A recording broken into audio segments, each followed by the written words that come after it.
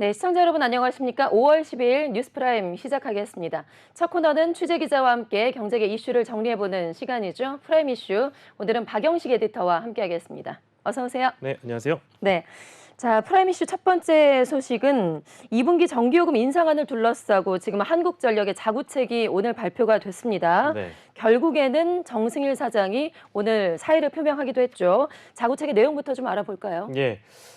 요금 인상 전에 국민을 설득할 한전의 노력이 필요하다. 이렇게 당정이 한전을 압박했기 때문에 정승일 사장이 사의를 표명한 것으로 보이는데요.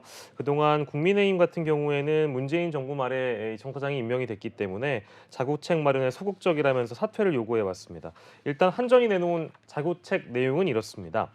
크게 보면 사옥 매각 그리고 임금 동결, 인력 효율화 이렇게 세 가지로 볼 수 있겠는데요. 한전은 기존 20조 1천억 원의 재정 건전화 계획을 5조 6천억 원가량 늘려서 25조 7천억 원의 재무 개선을 추진한다고 밝혔고요.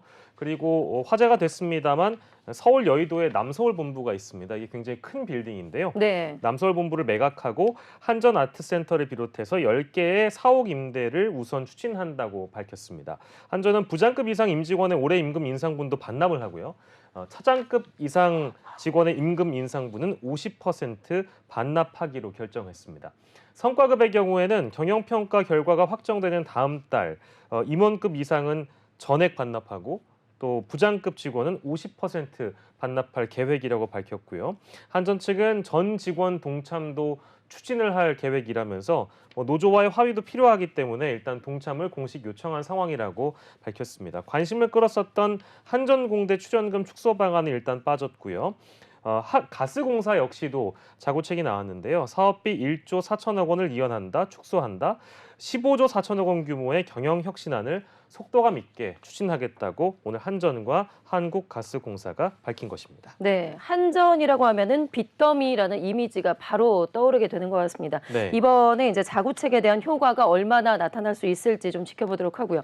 그렇다면 결국에는 그 국민이 가장 궁금했던 거는 전기요금인데 네네. 다음 주에 2분기 전기료 인상이 발표되는 것은 뭐 기정사실화가 될 것 같습니다. 네, 예정된 수순이라고 봐야 될 것 같습니다. 당정은 한전 자구책의 세부 내용을 살펴본 뒤에 이르면 일단 빠르면 다음 주 월요일에 인상안을 발표할 예정이라고 하고요. 인상폭은 킬로와트 시당 7원 인상이 검토되는 것으로 일단 알려져 있습니다. 직전 1분기 인상폭이 킬로와트 시당 13.1원이었던 점을 고려하면 절반 수준의 인상 규모이긴 한데요. 4인 가구 기준으로 보면 일단 월 2,400원 정도가 오를 수 있다라고 예상하시면 되겠습니다. 네, 4인 가구 기준으로 월 2,400원. 네. 한전의 적자는 어쨌든 그 전기요금 인상에 큰 영향을 미치게 되잖아요. 이렇게 적자가 계속되는 이유가 뭘까요? 그리고 결국에는 오늘 정승일 사장이 이제 사퇴를 표명을 했는데 네네. 갑자기 이렇게 또 사장이 물러나기까지 하는 이 배경을 어떻게 좀 봐야 될까요? 그러니까 뭐 가스나 석유 같은 이런 원자재들이 뭐 다 오르고 있으니까 그게 가장 큰 이유라고 볼 수 있겠는데 우리나라 전기요금제 또 가스요금제도 바로 적자가 반영될 수 있도록 만든 게 아니라 회사가 부담하는 그런 상황이었기 때문에 그동안 누적된 적자가 이제 알아보니까 한 40조 원 정도에 예. 육박하고 있는 상황이더라고요. 그래서 지금 한전이 보유하고 있는 자산 중에 부동산 자산들이 뭐 아시는 것처럼 꽤 많이 있거든요. 그러니까 여러 가지 뭐 청사를 짓는다던가 사업체를 짓는다든가 해서 가지고 있는데 이게 이제 문제점으로 지적이 되어 왔고 지금 정부에서도 강력하게 자구책을 요구하니까 이걸 매각을 하려고 하는데 아시다시피 뭐 부동산 시장이 여의치가 않은 상황이잖아요. 그래서 매물을 내놔도 사가는 사람이 없어서 이게 자꾸 낙찰이 안 되고 유찰되면 또 경매에 붙일 때 가격이 떨어지고 이런 악순환의 고리가 있기 때문에 여러모로 한전 입장에서는 자구책 마련으로서는 어떤 부동산을 매각하거나 임대를 내놓는 거는 국민들이 보시기에 어느 정도 명분이 될 수 있으나 본질적인 해결책은 안 될 것 같고요. 예. 그동안 적자가 뭐 계속 쌓였는데도 불구하고 문제가 됐던 것은 건물을 올리는데 좀 급급했다는 점에 있습니다. 그리고 전기요금을 올리려면 어쨌든 국민적 동의가 필요한데 지금 말씀드렸듯이 한국전력은 그동안 방만한 경영을 했던 것 아니냐. 이제 이런 주요 것들이 문제가 많이 그렇습니다. 됐었죠. 뭐 임원들 사실 그럼 뭐 배당금이라고 해야 될까요? 뭐 보너스 잔치하는 것도 문제가 돼 왔기 때문에 한전 자체가 그동안 너무 방만한 경영을 했다. 그래서 국민들한테만 부담을 지울 게 아니라 본인 스스로도 노력을 해야 된다는 여론을 의식한 결론이었기 때문에 그런 여론을 좀 부담을 느꼈는지 정승일 사장이 결국 물러나면서 자구책도 동시에 마련하는 이런 투트랙으로 방향을 잡았다라고 보시는 게 맞는 것 같습니다. 네, 한전에서 이 자구책 현실화에 최대한 노력을 하는 모습을 보여주기를 바라겠습니다.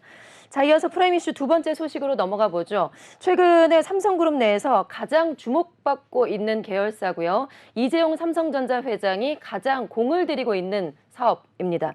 바로 삼성 바이오로직스인데 이 삼바에서 노동조합 설립 움직임이 있는 것으로 확인이 됐다라는 보도가 오늘 있었습니다. 네, 맞습니다. 이거 확인이 됐을까요? 네, SBS BG의 단독 보도였습니다. 예. 삼성바이오로직스는 이제 삼성 계열사 내에서 삼바 춤을 추게 만드는 네. 그런 알짜 기업이기도 하죠. 근데 이런 기업에 왜 노동조합 설립 움직임이 일고 있는가 단독 보도로 확인이 된 내용인데요. 일단 그룹 차원에서 제2의 반도체로 키우고 있고 뭐 실적도 좋고 역대 최고라서 노조 설립이 왜 추진되는지 아무튼 업계에서는 화제였습니다. 일부 직원이 어제 고용노동부에 노동조합 설립 신고서를 제출한 것으로 일단 SBS 비즈 보도 그 취재 차원에서 확인이 됐고요. 노조 설립을 주도하는 직원이 삼성바이오가 운영하는 사내 게시판인 두드림에 노조 집행부를 공개 모집한다는 글을 올렸고요. 이 해당 직원은 본인 소속과 이름을 또 직접 밝히면서 삼바 노조는 직군 직무와 관계없이 임직원을 대상으로 하며 또 상급 단체 없이 단독 노조를 구성하려고 한다라는 뜻을 밝혔습니다. 이런 구체적인 노조 설립 움직임은 회사 설립 12년 만에 당연히 처음 있기 때문에 오늘 화제가 된 것이고요. 해당 집행부 공개 모집글은 근데 회사가 당일 삭제한 것으로 또 확인이 돼서 이게 어떤 연유일까 또 기다려봐야 될 것 같습니다. 아, 회사 측에서 또 이걸 삭제를 했군요. 네. 예. 자, 그런데 어쨌든 지금 삼성바이오 뭐 앞서서도 말씀을 드렸다시피 상당히 요즘에 분위기가 좋습니다. 네. 실적도 좋고요. 그룹 차원에서도 전폭적으로 지금 지지하고 밀고 있고. 그런데 이렇게 노조를 만들겠다는 이유가 좀 나왔을까요? 글쎄 뭐 추측을 해본다면 회사 차원의 사정은 이렇게 좋은 상황인데 뭐 직원 처우나 조직 운영 등은 혹시 이에 못 미친다는 구성원들의 불만이 누적된 것으로 일단 추측을 해볼 수 있을 것 같고요. 노조 설립을 주도하는 측은 직원 개인의 커리어를 고려하지 않은 무분별한 인사 운영, 또 역대급 실적에 맞지 않은 보상 등을 이유로 설명했다고 하니 그런 추측이 뭐 아주 다르진 않을 것 같습니다. 최근에 회사는 전년 대비 올해 기본급 인상률을 1%포인트 또 깎았다고 하고요. 삼성바이오 측의 설명에 따르자면 회사 차원에서는 노조 설립과 관련해서는 관여하지 않는다고 밝혔으나 이 노조 설립이 실제 될지는 저희가 지켜봐야 할 일인 것 같습니다. 네. 자, 이어서 세 번째 프라임 이슈로 넘어가 보겠습니다. 모건 스탠리 캐피털 인터내셔널 MSCI 지수가 오늘 하루 종일 화제가 됐습니다. 이번 달에 새로 편입되는 종목 발표가 있었는데 기업들의 좀 희비가 엇갈렸습니다. 편입되는 종목이 있는가 하면 반대로 편출될 종목도 있었는데 자, 어떤 종목들이 있었는지 알아볼까요? 네, MSCI 지수는 말씀 주신 것처럼 모건 스탠리가 발표하는 세계 시장 지수입니다. 외국인 투자자들이 투자 의사 결정에 참고하는 지표라서 뭐 업계에서는 굉장히 중요한 지표이기도 한데요. 세계 주요 지수 중 추종 자금 규모가 가장 큰 것으로 또 알려지고 있고요. 시가총액과 유동 시가총액 등을 기준으로 편입 종목을 선정합니다. 이 MSCI 지수에 편입되면 통상 주가가 오른 사례가 많았기 때문에 뭐 어떤 주주들 입장에서는 개미들 입장에서는 유심히 지켜보셨을 텐데요. 다만 최근에 주가가 단기 급등한 종목은 지수 편입에 제외될 가능성도 있어서 투자에 주의해야 한다는 지적도 함께 있기 때문에 그런 점들이 고려돼서 오늘 발표가 됐다라고 보시는 게 좋을 것 같습니다. 네. 정기 리뷰 보면 일단 국내 기업 중에서는 한화 에어로스페이스 그리고 코스모 신소재, KT, 포스코 인터내셔널 등 4개 종목이 일단 편입됐고요. 빠진 기업도 있습니다. 제일기획과 롯데쇼핑, S1, SD바이오센서 등은 편출이 됐습니다. 그러니까 빠지게 된 것이죠. 예. 에코프로 얘기를 안 할 수가 없는데요. 연초부터 주가가 계속 상승하면서 이거 들어갈 수 있지 않겠는가. 네, 좀 기대를 했는데 아마 많이들 네. 하셨을 것 같습니다. 예상이 됐었는데 아까 말씀드린 단기 급등 종목 제외 조건이 2021년에 이미 신설이 돼 있기 때문에 아마 대부분의 전문가들은 이번에는 그 에코프로가 들어가기 어려울 것이다라고 했는데 예. 역시나 들어가지 못했고 에코프로는 어제 오늘에 이어서 그러니까 이동채 전 회장 구속 소식에 이어서 주가가 많이 빠지기도 해서요. 오늘도 악재를 만나게 된 셈이고요. 아무튼 지수에 편입이 되면 지수를 추종하는 ETF 등 패시브 펀드를 통해서 상당 규모의 외국인 투자금 유입을 또 기대할 수 있고 반대로 지수에서 퇴출당하게 되면 외국인 자금이 빠져나갈 가능성이 큰데요.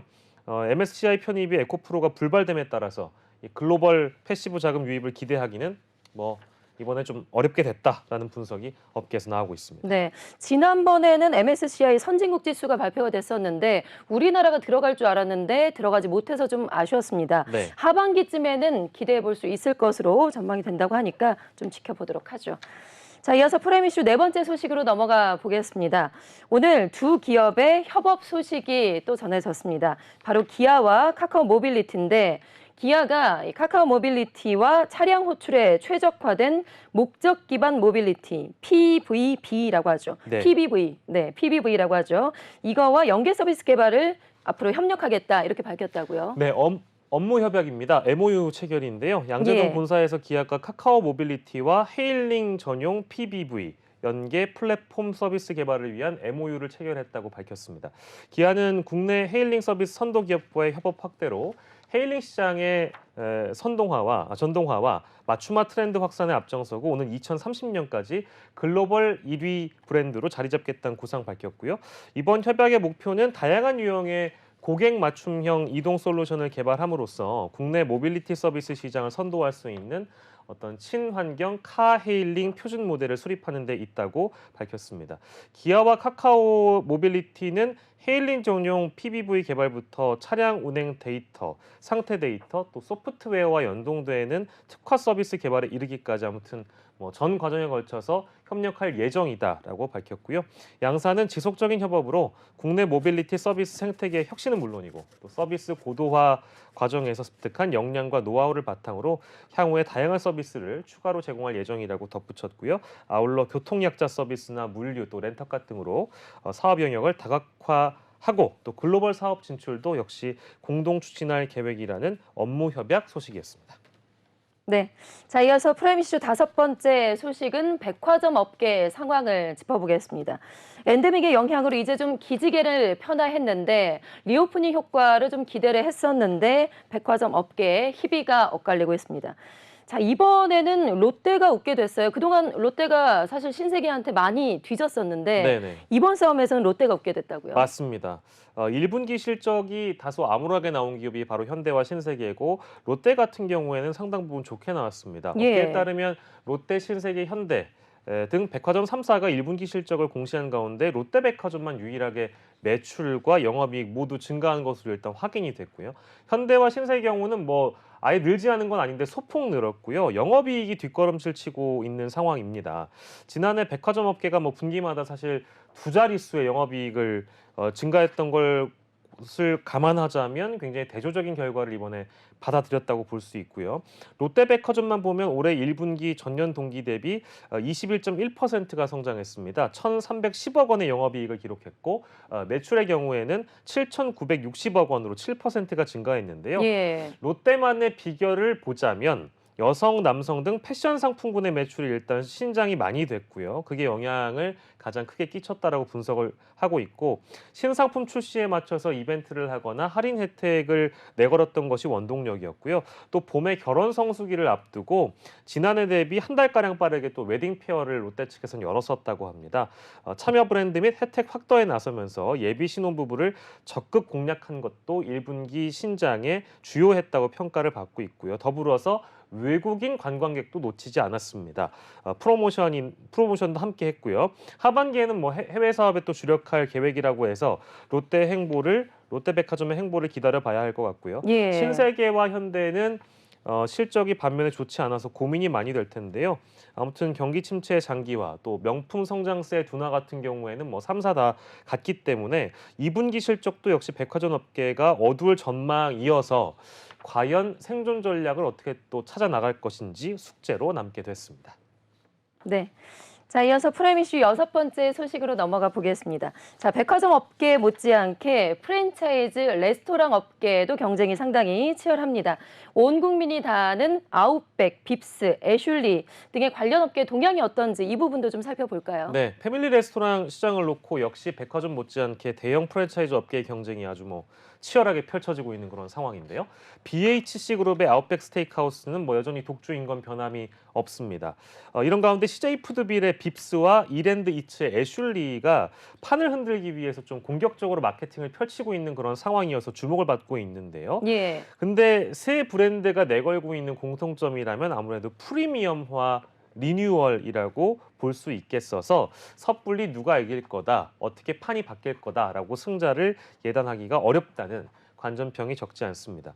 일단 패밀리 레스토랑 시장의 상황을 보면 아웃백과 빕스, 애슐리의 3파전으로 정리된 듯 합니다만 매출 규모는 아웃백이 압도적인 1위로 달리고 있고요. 아웃백의 지난해 매출액이 약 4,100억 원, 또 빕스를 운영하는 CJ 푸드빌이 지난해 6,422억 원의 매출액을 기록했지만 CJ 쪽은 뚜레쥬르 비중이 많습니다. 그걸 감안하셔야 될 것 같고 예. 애슐리를 운영하는 이랜드 이츠는 같은 기간 약 2,500억 원을 기록했고요. 이 또한 이랜드 이츠가 운영하는 타 브랜드 실적이 있습니다. 자연별곡이라는 브랜드, 피자몰, 로운 같은 것들이 합쳐진 금액이어서 아웃백과는 비교하기가 아직은 좀 모자란 수준이라고 볼 수 있겠습니다. 패밀리 레스토랑 시장을 여러분들이 조금만 시간을 되돌려 보시면 사실 2000년대 초에 호황기였고요. 2010년에 이제 암흑기를 맞이하고 2013년에 스위스 마르쉐, 시즐러, 토니 로마스, 뭐 베니건스 네, 기억납니다. 이런 브랜드가 네. 다 있었고 가족이랑 누군가 한 번쯤 가봤던 브랜드잖아요. 가보고 싶은 브랜드였죠. 맞습니다. 또. 근데 네. 뭐 지금은 찾아볼 수가 없는 네. 시장에서 사라졌고요. 심지어 TGIF도 역시 2021년에 매장 수의 감소로 인해서 MFG 코리아에 매각된 바 있습니다. 아웃백도 뭐 사모펀드에 16년에 매각되긴 했는데 그때 프리미엄 마케팅으로 생존했고요. BHC 그룹이 인수하면서 이 노선을 그대로 가져갑니다.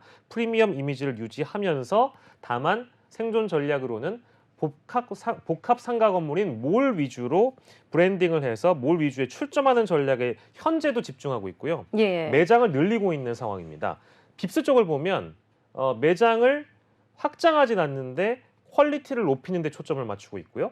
애슐리 또한 코로나19를 계기로 고급화에 나서고 있습니다. 근데 애슐리는 빕스와는 또 다르게 아웃백의 노선을 동시에 가져갑니다. 고급화를 추구하면서 동시에 몸집 불리기도 하고 있기 때문에 과연 프랜차이즈 업계의 승자는 누가 될지 또 업계가 주목을 하고 있는 그런 상황입니다. 네, 이 뉴스 보니까 옛날 생각나네요. 베니건스하고 이제 TGI 좋아했었는데. 맞습니다. 네. 맛있는 음식들이 많았었는데 또 추억 속에 그런 프랜차이즈 식당들이 되었죠. 네. 자, 다음 이슈로 넘어가 보겠습니다. 가임 여성 한 명이 낳는 아이를 뜻하는 합계 출산율이 역대 최저치로 0.78명을 기록했다라는 소식은 다들 알고 계시죠. 상황이 이렇다 보니까 관련 업계라고 할 수 있는 분유업계 고민이 상당히 깊어지고 있습니다. 당연히 출산율에 영향을 받을 수밖에 없겠죠. 네네. 예, 어제 오늘만의 문제가 아닐 텐데 어떤 상황이라고 하던가요? 뭐 제각기 살 길을 도모하고 있다라는 평가들이 많이 있는데요. 시장 조사 업체인 유로모니터가 오늘 밝힌 자료를 보면 국내 분용 시장 규모가 2,897억 원, 약 3천억 원인데요. 합계 출산율이 1.05명을 기록했던 2017년의 시장 규모가 4,300억이었습니다. 그때와 비교하면 당연히 33%가 줄어든 수치로 확 떨어졌죠.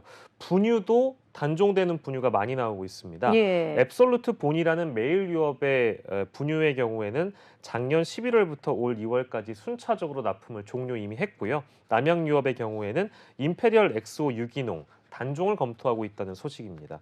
국내 분유만 타격이 있는 것은 아닙니다. 왜냐하면 최근 몇 년 사이에 수입 분유 업계도 마찬가지로 공급 종류를 줄이고 있는 실정인데요. 분유업계 관계자의 말을 보면 이제는 국내 시장 점유율 확대를 위해서 어떤 출혈 경쟁을 벌이는 때는 이미 지나갔고 수익이 나지 않는 분유 라인을 정리하고 다른 전략을 택해서 펼치고 있다고 밝히고 있습니다. 네, 그러니까 이제 분유업계에서 지금 뭐 건강기능식품도 나오고 있고요. 네. 그리고 이제 해외 사업 같은 경우는 지금 국내하고는 전혀 다른 좀 분위기가 나고 있다고 들었어요. 네, 그렇습니다. 국내 전통 시장의 위기를 다른 곳에서 이제 돌파하고 있다라고 볼 수 있겠는데요. 말씀 주신 대로 건기식 사업에 분유 기술을 활용해서 건기식 사업에 나서거나 해외 사업을 강화하는 것이 대표적이라고 볼 수 있겠습니다. 메일유업의 경우에는 2018년에 출시한 단백질 보충제인 셀렉스 한 번쯤 들어보셨을 텐데 네. 여기 매출이 늘어나니까요. 2021년에 법인을 새로 내서 뭐 연구개발 개발이나 마케팅, 판매를 또 사업부를 좀 분리해가지고 운영을 이미 하고 있는 상황이고요. 남양유업 같은 경우에는 해외 사업으로 좀 눈길을 돌렸습니다. 2019년 이후에 꾸준히 분유 매출액이 하락하다가 지난해 다시 올랐던 이유는 국내 시장이 아니라 바로 해외 시장, 즉 중국과 대만, 캄보디아, 베트남 등지의 매출이 늘었기 때문인데요. 지난해 남양유업의 분유 매출이 1,926억 원을 기록했는데 이 중에 대부분이 국내 시장이 아니라 바로 해외 시장이었습니다. 예. 중국의 매출을 보면 전년 대비 20%, 대만은 130%, 캄보디아는 50%가 늘었고요. 남양유업 관계자의 말에 따르면 대만에는 2019년에 처음으로 진출을 했는데 아직 현지에서 판매하는 한국 분유는 남양유업이 유일하다 보니까 반응이 좋은 편이다. 그리고 캄보디아나 베트남의 경우에는 K 분유에 대한 인기가 또 있다고 해서 그런 희망적인 전망을 밝히기도 했습니다. 네, 남양유업 같은 경우는 국내에서 뭐 여러 가지 좀 리스크들이 있었기 때문에 그렇습니다. 일찌감치 해외로 좀 눈을 돌린 것 같습니다. 결국 뭐 앞서서 얘기한 대로 분유업계 위기도 출산율이 가져온 측면이 상당히 크잖아요. 네. 앞서 뭐 언급했었던 뭐 다른 아시아 국가들의 출산율이 우리 한국보다는 아직 이제 높기 때문에 뭐 당연히 한국의 분유나 유아용품 같은 이런 판매량이 국내보다는 좋을 수밖에 없을 것 같아요. 네, 맞는 말씀이십니다. 정확한 지적이신데요. 국내 유아용품은 동남아시아와 대만 온라인 시장에서 아주 좋은 반응을 얻으면서 K-유아, K 제품으로 뜨고 있습니다. 아세안 출산율이 보면은요, 베트남이 2.53명, 우리가 아까 0.78이라고 설명을 해주셨으니까 차이가 큰데요. 베트남이 2.53, 필리핀이 2.5, 8개 국가가 2.0명 이상을 지금 기록하고 있는 상황이니까 한국과는 많이 다른 수준이고요. 특히 유아 1인당 지출액도 증가 추세에 있다는 점을 고려하면 얼마나 경쟁력 있는 시장인지 알 수 있을 것 같습니다. 실제로 동남아와 대만의 유아 카테고리의 한국 상품 판매량이 2019년 대비 4배 이상 증가했고요. 위생과 품질 등 안전성이 중요한 유아 건강용품, 분유, 이유식의 성장률이 2019년으로 또 기준으로 삼아 보면 252%, 154%가 이미 증가한 상황입니다. 예. 현지 소비자들의 소비 수준도 또한 높아졌지만 자녀를 위한 프리미엄 제품을 선호한다면 역시 K 제품을 좀 알아보자. 고품질 상품으로 한국 유아용품이 인식되기도 했고 분유 역시도 마찬가지고요. 일단 성장률이 가장 크게 오른 것은 베트남이라고 하고 이어서 필리핀, 대만, 말레이시아, 싱가포르, 태국 순으로 증가한 것으로 확인이 되고 있고요. 뭐 분유뿐만 아니라 아무튼 유아용품을 판매하는 국내 업체들이 앞으로 해외 시장에서 뭐 지속적으로 활로를 모색할 것으로 전망이 되고 있습니다. 네. 자, 이어서 마지막 소식 짧게 좀 짚어보죠. 오늘 새벽에 전해진 소식인데요. 테슬라와 트위터의 최고 경영자인 일론 머스크가 트위터의 CEO에서는 내려온다라는 소식이 전해졌습니다. 네. 자, 이 소식도 알아볼까요? 네, 테슬라 주가가 장 마감하기 15분 전에 급속하게 상승했습니다. 예. 근데 이 시기가 머스크가 트윗을 작성을 막 하고 있거나 이제 뭔가 올라갈 시점이었는데요. 트위터에 이렇게 올렸습니다. 4시 48분쯤이었네요. X와 트위터의 새로운 CEO를 고용했다. 소식을 전해 기쁘다. 6주 뒤부터 업무를 시작한다. 이 말인즉슨 나는 트위터 CEO를 내려온다. CEO가 바뀐다. 이 뜻이어서 네, 그렇게 해석이 되죠. 그 시점부터 머스크가 아무튼 경영 일선에서 6주 뒤에 물러난다는 뜻이 되어서 주주들은 뭐 그야말로 환호를 했고요.